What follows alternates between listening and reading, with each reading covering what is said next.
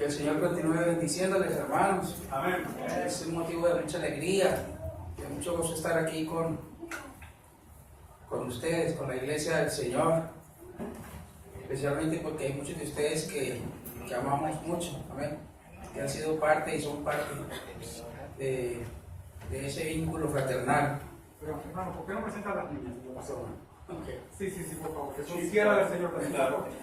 Bueno, para quienes no conocen a mis hijas, aquí está Paula, Alexandra y Gabriela. Son tímidas, como pueden darse cuenta. Pero, Los niños se hicieron al lado de allá. sí, parece que como que se buscaron, ¿verdad? Sí, es motivo de mucho gozo, de verdad, poder estar con ustedes. Cuando veo rostros me da mucha alegría porque es el rostro de mi familia, de mis hermanos, de aquellos que amamos, de aquellos que han sido parte muy significativa en nuestra vida, aquellos que Dios ha puesto a nuestro lado como esa familia. Yo me siento muy bendecido y sé que mis hijas están muy contentas de estar aquí. Cuando yo les dije que veníamos, se alegraron mucho porque ellas siempre aman a la familia de la fe. Y qué especial que oraba al Señor para que me diera una palabra para la iglesia. Yo pensaba, bueno, la iglesia es una iglesia que está comenzando su ministerio, ¿verdad? Y quizás hay cosas muy valiosas que debiéramos considerar como iglesia, sobre todo cuando tenemos la oportunidad de comenzar. Amén. Y la iglesia tiene este privilegio de comenzar un ministerio. Así que Dios me dio una palabra y es la palabra, y es sobre lo que hoy quiero hablarles a ustedes, la palabra gracia. Y después ahora aquí sentado decía, ¿cómo es que se llama la iglesia? Les aseguro que no había pensado. La iglesia se llama iglesia Gracia de Dios. Y dije, qué lindo. Gracia. Yo no sé si realmente nosotros entendemos lo que es el significado de la gracia, bendita gracia de Dios. Solamente por la gracia nos permite estar aquí, en este lugar parados, cuando no hay mérito. Amén. Solo por gracia. Cuando, como dice la palabra, cuando quizás debiéramos estar muertos por nuestros delitos y nuestros pecados, Él nos dio gracia. Bendita gracia. La gracia hermosa de Dios. Y de eso quiero hablarles en esta mañana. Y quiero que vayamos a la palabra del Señor en el libro de Mateo. Vayamos a la palabra del Señor en el capítulo 11. Capítulo 11 de Mateo.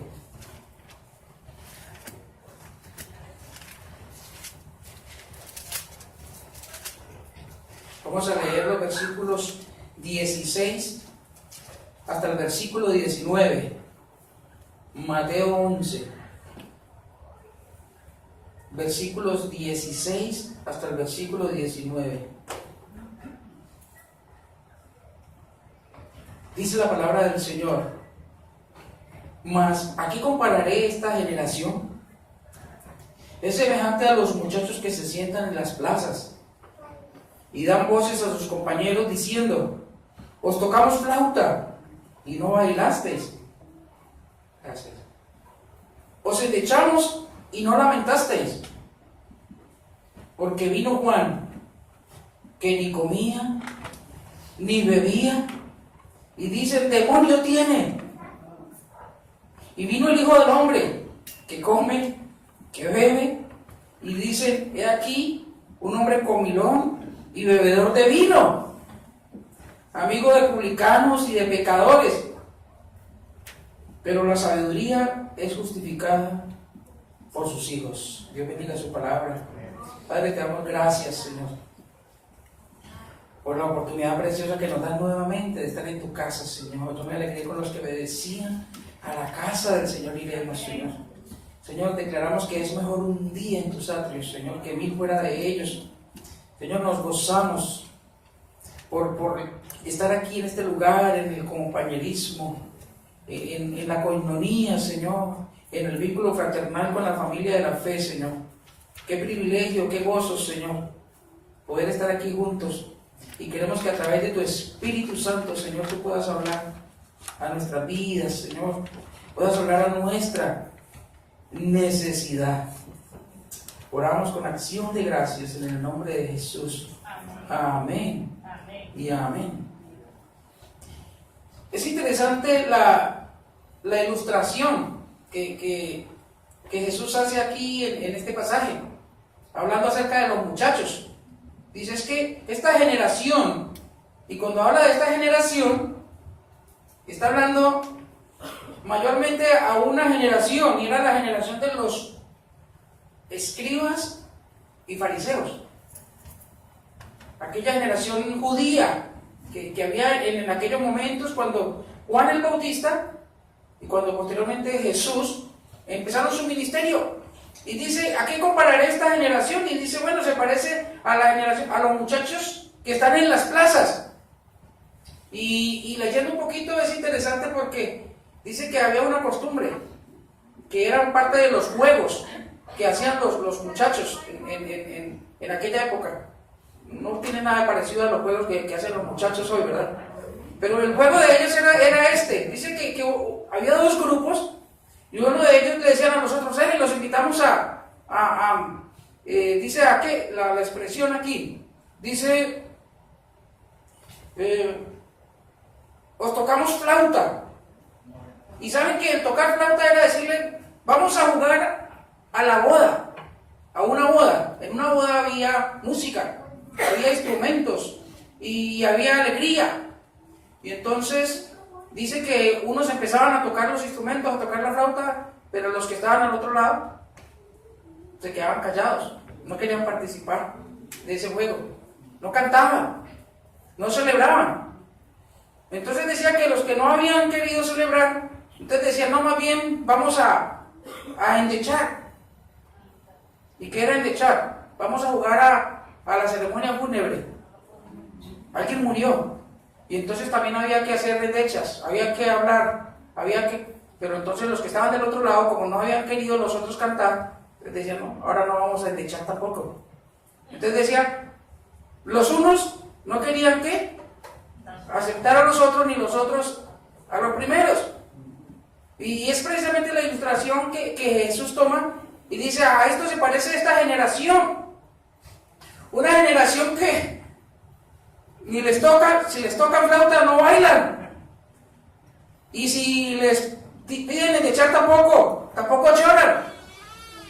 Esa es la expresión. Y estaba hablando en relación a los fariseos. Era precisamente. Los fariseos precisamente eran personas que su actitud era una actitud siempre de juicio. ¿Siempre de qué? De crítica. ¿Siempre de qué? De intolerancia. De juicio. ¿Y por qué dice la palabra en este sentido? Porque dice que, ahí seguidamente nos dice, porque vino Juan, y es interesante, pero es un contraste muy, muy especial. Primero vino Juan, y Juan era un hombre radical. Y se vino Juan, que ni comía, ni bebía, ¿y qué? Y dijeron, no, ese tiene demonio. ¿Por qué? Porque era demasiado, él era un hombre estricto en su disciplina. ¿Saben que Juan pertenecía a la tribu de los, no tribu, a los exenios? Que era en cierta manera era un grupo religioso que se caracterizaba por vivir en cuevas, por vivir aislados de las comunidades, porque participaban, hacían mucho ejercicio de la piedad para los demás. La característica que describe a Juan dice que él comía langostas y miel silvestre, o sea, sus dietas eran la palabra es ascéticos. ¿Qué es ascético? Gente que hacía mucho énfasis en lo contrario del epicureísmo. Epicureísmo es la búsqueda del placer. El ascetismo es lo contrario, la búsqueda ¿de qué? De la austeridad. Entonces, ellos eran ascéticos. Igual era ese tipo de persona. Juan tenía un carácter radical en su forma de hacer las cosas y entonces dijeron, tiene demonio. Porque era demasiado fuerte, demasiado duro, demasiado estricto. Pero dice la palabra del Señor, pero vino Jesús. Y es algo muy interesante, la faceta de un Jesús que pocas veces hablamos de él. ¿Cuántos de ustedes se habían imaginado a un Jesús bebedor de vino? Yo no sé si algunos se asustan aquí, abren los ojos. Bebedor de vino. ¿Saben que Jesús era bebedor de vino? Y ahora lo vamos a explicar. Y lo dicen, y era comelón. Pero todo eso tenía un propósito. Todo eso tenía un propósito. Y quiero hablar de tres aspectos en relación con este pasaje y lo que tiene que ver con la iglesia. Y lo primero que quiero hablarles es la prioridad que debe tener la iglesia. La prioridad. En Mateo 11:16, este pasaje nos habla y nos indica el nivel de inmadurez espiritual entre aquellos que se consideraban a sí mismos justos y más espirituales. Este pasaje está apuntando a eso. Aquellos que se consideraban más justos y más espirituales, estaba haciendo ver un nivel de ¿qué? De total inmadurez, de total falta de gracia, de total falta de ¿qué? De misericordia.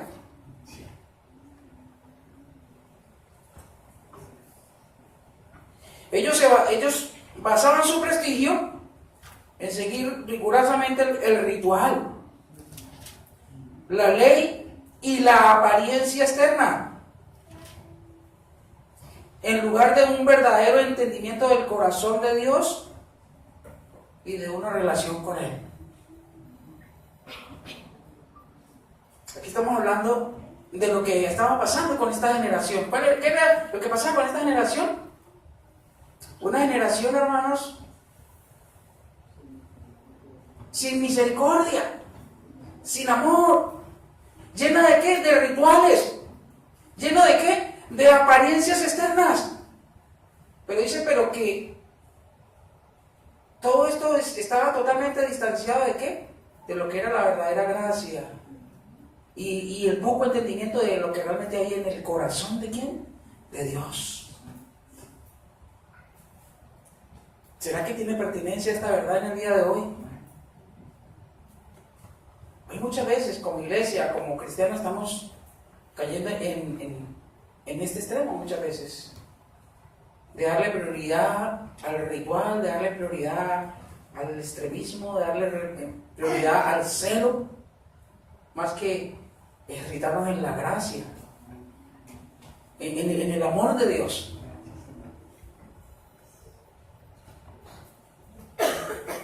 Criticaban a Jesús porque pasaban mucho tiempo con los marginados, con las personas socialmente inaceptables, y los llamaban amigos de pecadores.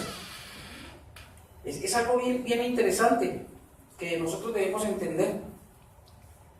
Miren, hermanos, no es casualidad que Jesús era amigo personal de una prostituta.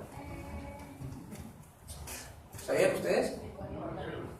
Y por eso hoy en día hasta le dicen que fue el amante o el esposo, el marido.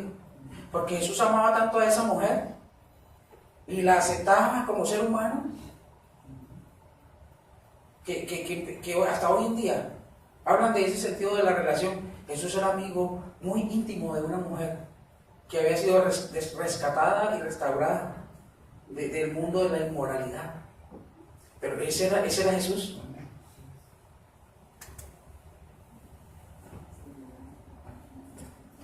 También no es casualidad cuando Jesús va a un lugar apartado a las 12 del día y se encuentra con una mujer, la mujer samaritana.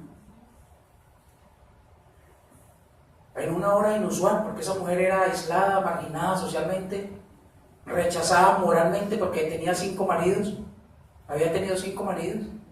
¿Y saben qué hace Jesús? Jesús va a ese lugar y se sienta con ella. Rompe la barrera del prejuicio. Primeramente porque hombres y mujeres no hablaban, ni menos en un lugar apartado y solitario. Segundo, en menos se hablaban entre judíos y samaritanos. Había una rivalidad histórica, una enemistad entre ellos. Tercero, una mujer inmoral. Pero Jesús va y se sienta en una relación de persona con ella. Y le habla. Y le da su valor como ser humano. Y como producto de eso, esa mujer es transformada. Y va y da testimonio. Y luego muchos de ellos vienen y son traídos al arrepentimiento. ¿Pero por qué? Porque había un Jesús que era amigo de pecadores. Había un Jesús que era amigo de gente de dudosa reputación.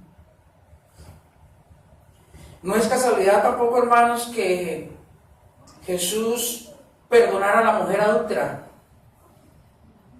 Es interesante, pero a Jesús le trajeron la mujer. La encontraron y dijeron, vamos donde el rabí. Este va a dar la orden de apedrearla. Pero Jesús dice, yo no la condeno. Yo no la condeno. Y le dice a la mujer, vete y no peques más. Y podemos seguir otros ejemplos. Simón el leproso. ¿Usted sabe lo que significaba la lepra? Dentro de la ley judía la lepra era inmundicia. Y cualquiera que se acercara a un leproso se hacía inmundo. Por eso los leprosos tenían que andar con una campanita. Y cada vez que andaban tenían que hacerla sonar. Y decían, inmundo, inmundo. Para que la gente se apartara. Para que no cayeran en inmundicia.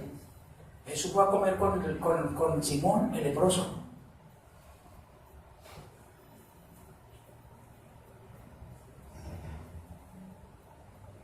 Zaqueo, un hombre publicano, ladrón, vendepatria, como dirían algunos. Sí, era un vendepatria. Estaba al servicio de los romanos. Se les servía a ellos. Y aparte de servirle a ellos, robaba a su propio pueblo. Pero la pregunta es, ¿qué hizo que este hombre con estas características, rico, quizás de un buen estatus social, sintiera la necesidad de buscar a Jesús? Ahí le llegó la buena nueva. Ese hombre es amigo de pecadores y de publicanos.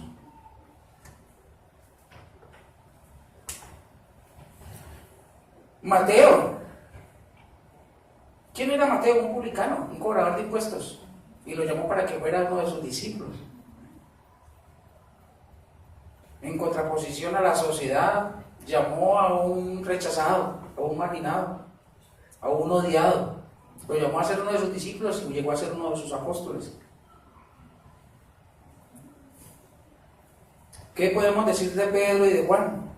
Pescadores ignorantes. Pedro, un subversivo. Un subversivo. Un celote. Un subversivo de la época. Mire esas joyitas que Jesús, de las que Jesús se rodeaba. Y es más, a los que Jesús llamó. Qué interesante. Y como si no fuera suficiente, Judas. ¿Ustedes creen que Jesús no conocía el corazón de Judas? Ya lo conocía. Sabía que había en el corazón de él. Es más, cuando estaban en la cena, antes de él le dijo, hay uno que me va a entregar. Jesús ya sabía todo, porque era Dios. Sin embargo, llamó a Judas, al traidor. Hermanos, este es el Jesús. Comedor, bebedor, amigo de prostitutas, amigo de guerrilleros, amigo de ladrones. Bueno, la lista es larga, hermanos. Este era Jesús. Jesús era amigo de ellos.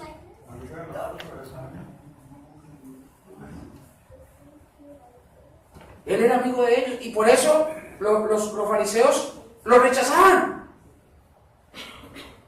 Porque no podían entender cómo el gran rabí, como ellos lo veían, el gran maestro, estaba comiendo con gente indeseable, con gente de dudosa reputación, con gente inmoral. ¿Por qué nosotros no pensamos en nuestro valor en el día de hoy? ¿Cuál es nuestro valor hoy?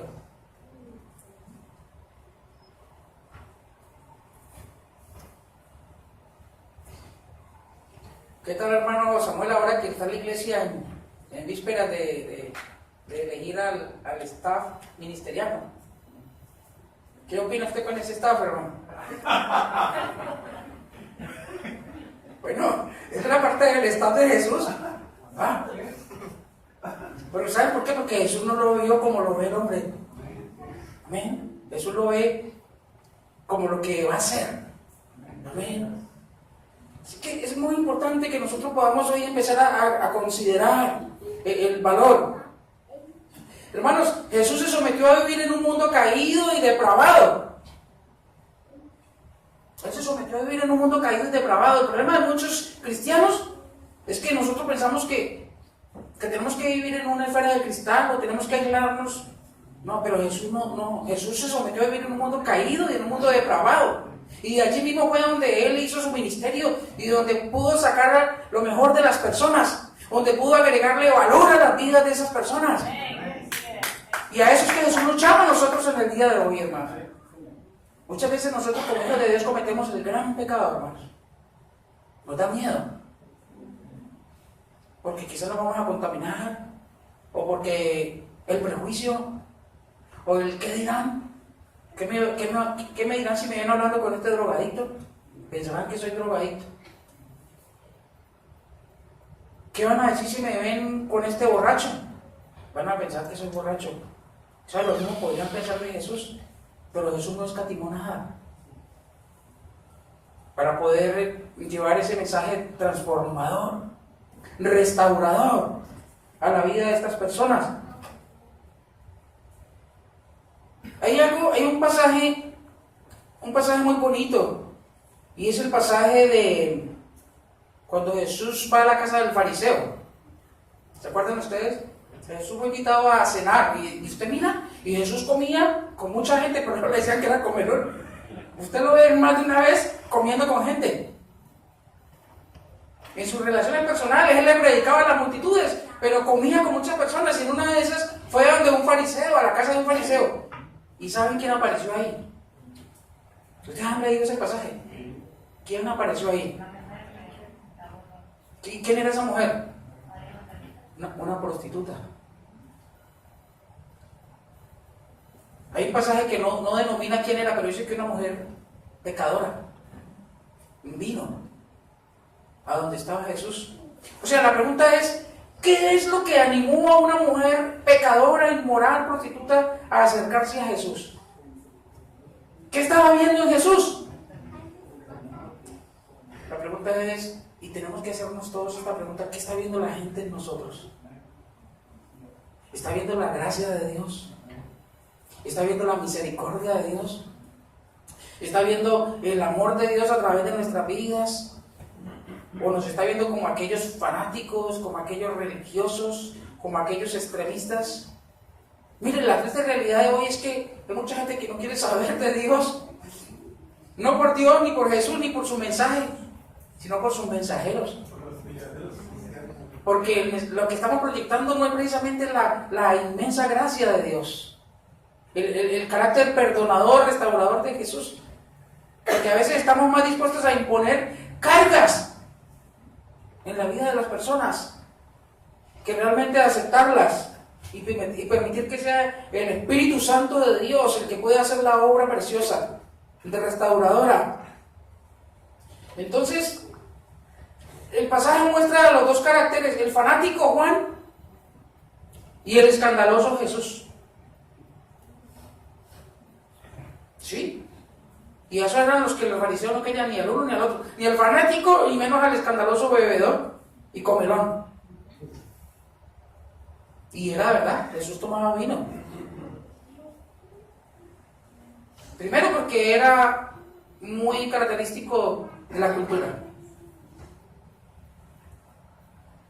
Y así como lo hay en muchos lugares hoy en día, ¿no? En Argentina, no sé si en Chile también.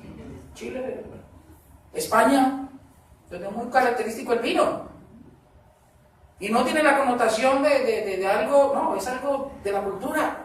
Es algo que invita muchas veces a la amistad. Bueno, ese era Jesús, el bebedor de vino. El que le gustaba pasar mucho comiendo con la gente, pero porque todo tenía un propósito.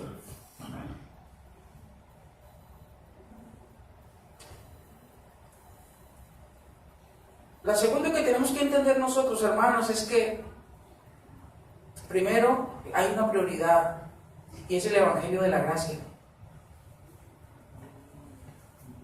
El Evangelio de la Gracia, hermanos. Hay lugares donde si llega una persona con un tatuaje, ¿no? O tatuado todo el cuerpo, ¿cuál es la reacción muchas veces? Rechazo, marginamiento, ¿verdad? Hay alguien que se osadía a decirle, ¿sabe qué? Si quiere venir aquí primero vístase y tape esos tatuajes, ¿no? O el piercing, o el corte, o la vestimenta. Pero la pregunta es, ¿cuál es la prioridad del corazón de Jesús? ¿A qué nos invita Jesús hoy? A que seamos amigos de aquellos que necesitan de su gracia. La palabra del Señor nos dice algo que es, primero que hay algo que es una realidad y es el segundo pensamiento. Hay una prioridad, pero también hay una realidad. Hay un precio a pagar, la crítica. Siempre te van a criticar, siempre que te van a cuestionar. Juan era extremista y lo criticaron. Jesús era el otro, lo criticaron. Siempre va a haber críticas, siempre va a haber quien juzgue, siempre va a haber quien condene. Eso pasa como, me acuerdo que el pastor Gonzalo nos dio una vez una anécdota, ¿no? Y creo que la he visto por ahí en Facebook. Esto va a ser alusión a lo que quiero decirles. El ejemplo del hijo y el papá. El hijo y el anciano que llevaban el burro, ¿no? El hijo le dice al papá, papá, usted está mayor, súbase el burro, ¿no? Y entonces el papá le subió al burro y el muchacho se llevó al burro, ¿no? Y entonces llegaron por un lugar y dice, vea, este viejo descarado. Él subió en el burro y el hijo caminando, no le da vergüenza, no le da pena. Y entonces el pobre señor se bajó y dijo, uy, ¿cómo así? Se bajó el burro y se subió el hijo, ¿verdad? Y entonces cuando el muchacho subió, pasaron por otro lugar y él ve a ese muchacho tan abusivo, el viejo caminando y el muchacho subió en el burro, ¿qué tal? ¿Ah? Y entonces dijeron, no, pues para que no nos critiquen vamos a caminar los dos. Y llegaron a otro lugar y dijeron, vea, qué tonta es esta gente, ¿no? Ellos caminando y el burro ahí detrás de ellos. Esa es la realidad. Haga lo que haga, siempre te van a criticar, ¿amén? Siempre vas a encontrar quien te juzgue. Siempre que van a encontrar quien te critique. Pero ¿saben algo? Lo más importante es obedecer la prioridad que Jesús nos muestra. Y este es un principio que como iglesia de la gracia, como iglesia bautista de la gracia, es algo que tenemos que empezar a ejercitar, hermanos. Ir a aquellos y empezar a orar seriamente, hermanos, por aquellas personas. Y hoy vamos a orar antes de irnos, vamos a orar y decirle, Señor, muéstrame. Sea en mi trabajo, sea donde yo vivo, en el lugar donde sea, muéstrame a aquellas personas que tú quieres que yo sea un instrumento de tu gracia, de tu amor, de tu aceptación incondicional.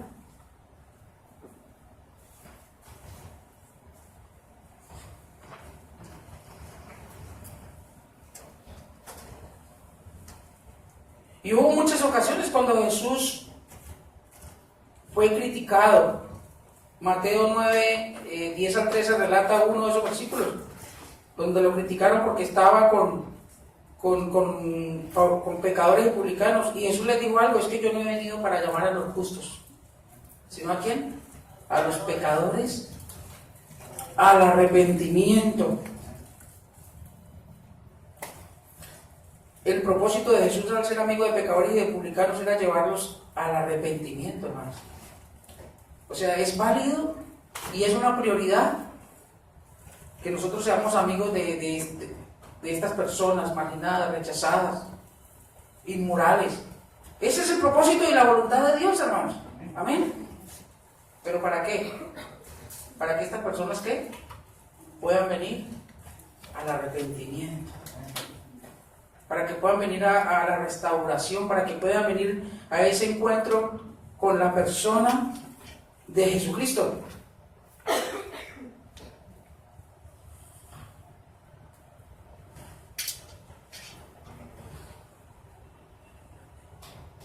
En Mateo 5:20, yo quiero que usted, para ir terminando, Mateo 5:20, hay algo que el Señor nos advierte a nosotros, iglesia del Señor. Mire, porque os digo, ¿está usted conmigo? Mateo 5:20. Porque os digo que si vuestra justicia no fuere mayor, ¿qué dice? Que la de los escribas y los fariseos, ¿qué? No entraréis en el reino de los cielos. ¿Por qué Jesús está diciendo esto? Porque hay otro pasaje donde Jesús dice que ¿qué recompensa tiene que nosotros seamos, qué? Amigos de nuestros amigos. No hay recompensa en eso, que nosotros seamos, que yo sea amigo de Samuel, que yo sea amigo de muchos de ustedes, eso está bien, pero no nos podemos quedar allí, es solamente ser amigos de nuestros amigos, porque eso ya tuvo su recompensa. Pero ¿a qué nos invita Jesús entonces? Es a que nosotros podamos pensar, y sobre todo como hijos de Dios, que tenemos que comunicar el mensaje del amor, el mensaje del Evangelio. Poder pensar en aquellas personas, hermanos. Romper el esquema, enfrentarnos al prejuicio, para que muchas personas realmente lleguen al encuentro con la persona de Jesús.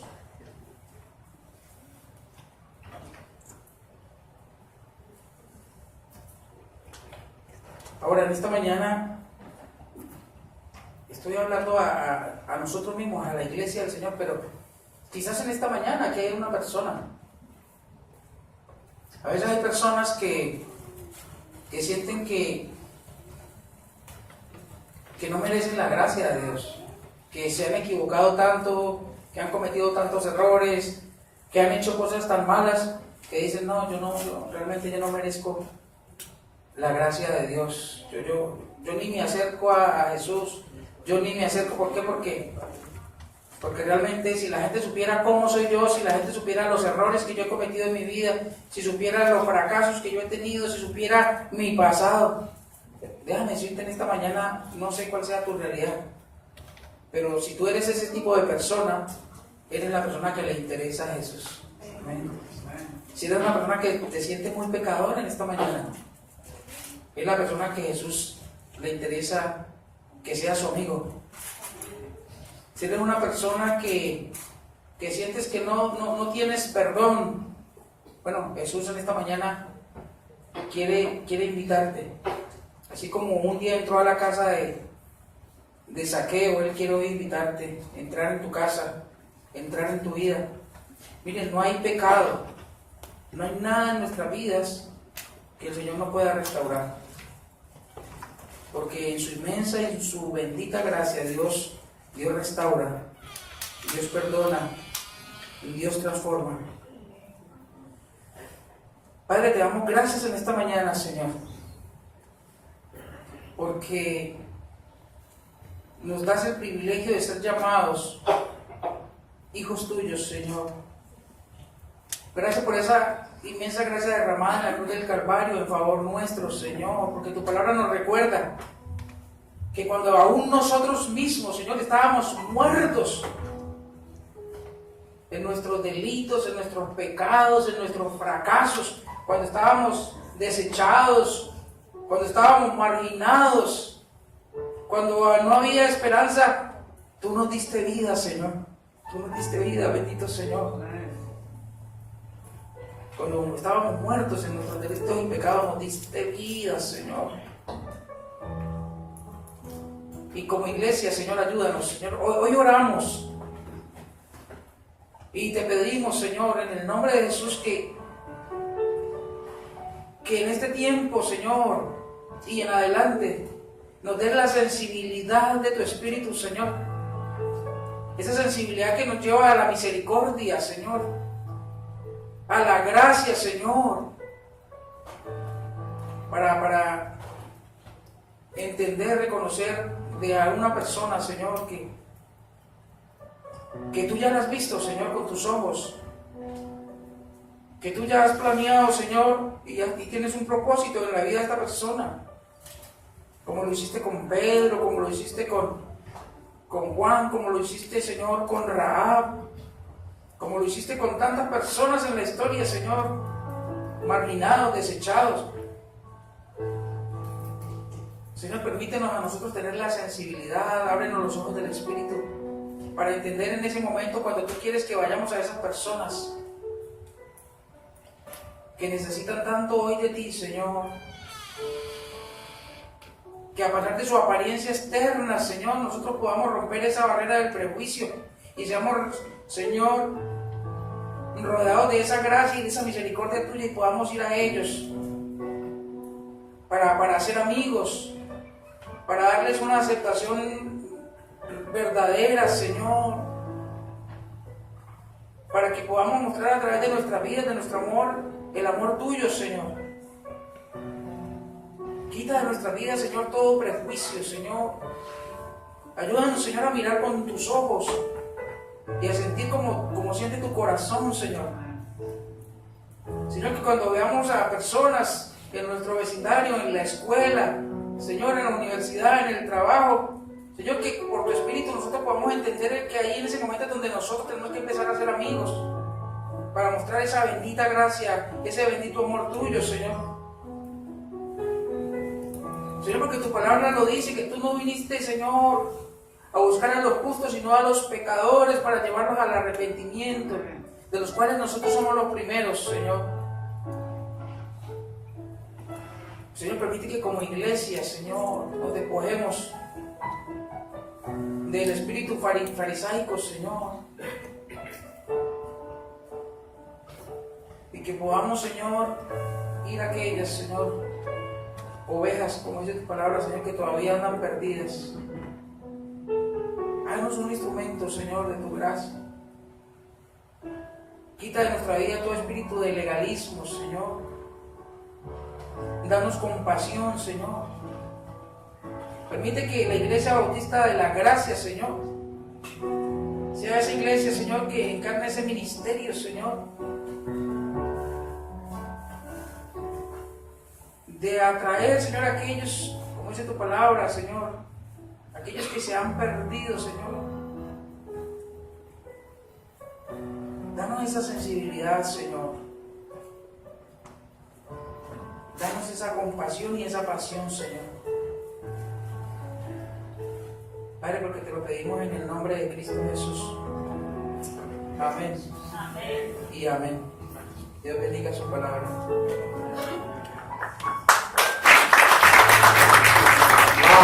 Gloria a Dios. Gracias, Ciro, por esa bella palabra. Max, hay un hermano allá afuera, dile que entre, hermano de la iglesia americana, dile que entre, porque él es. Vamos a terminar alabando al Señor, pero interesante. El pastor Freddy no sabía de qué estamos predicando en este tiempo y vamos a continuar con este mismo tema la semana que viene.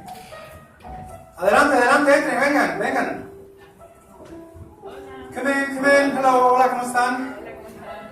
Adelante. Gracias. Tomen asiento por acá al frente o por allá donde gusten. Bienvenidos. Gracias. Adelante. Welcome, brother, welcome. Le decía que la semana que viene vamos a seguir con este tema. La semana pasada hablábamos que decíamos que es cuestión de vida o muerte. No sé si se recuerdan. Es cuestión de vida o muerte. A nuestro alrededor estamos rodeados de personas que están muriendo. Así que quiero terminar con esta frase que el pastor Freddy dijo, y con eso va a comenzar el mensaje de la semana que viene. Él dijo, ¿a qué nos invita? Hola. ¿A qué nos invita el Señor Jesús? A ser portadores de su gracia. A ser portadores de su gracia. Amén, gloria a Dios. Francisco, voy por acá para terminar glorificando el nombre de Dios.